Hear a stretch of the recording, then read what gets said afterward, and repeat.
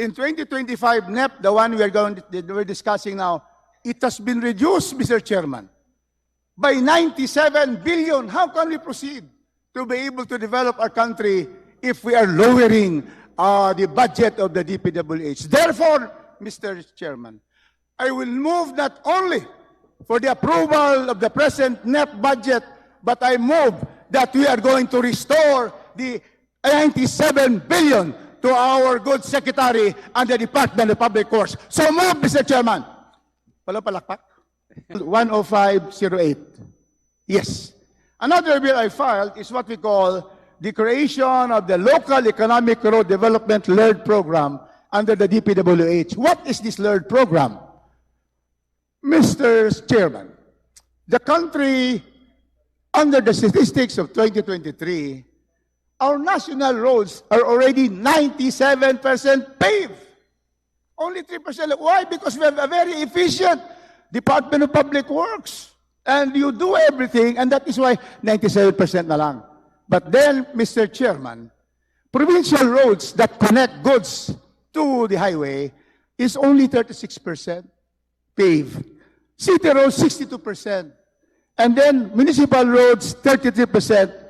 Barangay, only 7%. It is about time, Mr. Secretary, that we not only focus on the national roads, but let us have the local economic road program. Let us look at each province and city. What are the roads that are very important to link our farmers, our industry to the national highways? So, Local Economic Road Development LERD Act. So right now, it's 70-30, correct, Secretary? 70 national, 30 local. If you add 20%, maging 50 yung local economic roads, so 50-50 na, and I can see the full development of our country, Mr.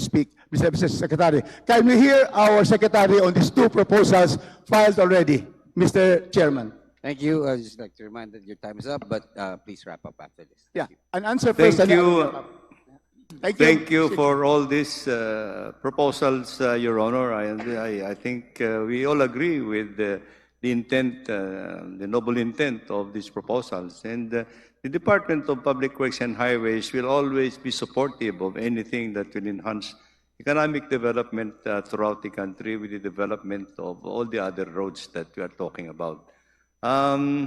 Yes, for the time being, I think some of these local roads that we are talking about are still part of the allocable amounts that we allocate for each of the legislative districts.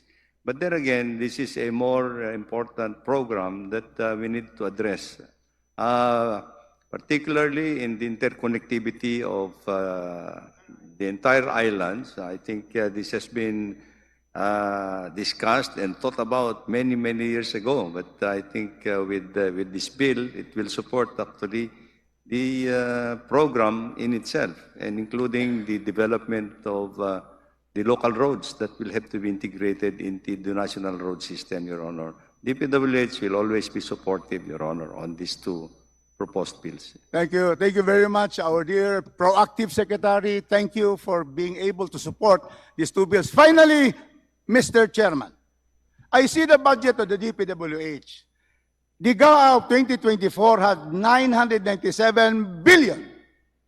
In 2025 NEP, the one we're discussing now, it has been reduced, Mr. Chairman, by 97 billion. How can we proceed to be able to develop our country if we are lowering the budget of the DPWH? Therefore, Mr. Chairman, I will move not only for the approval of the present NEP budget, but I move that we are going to restore the 97 billion to our good secretary and the Department of Public Works. So move, Mr. Chairman.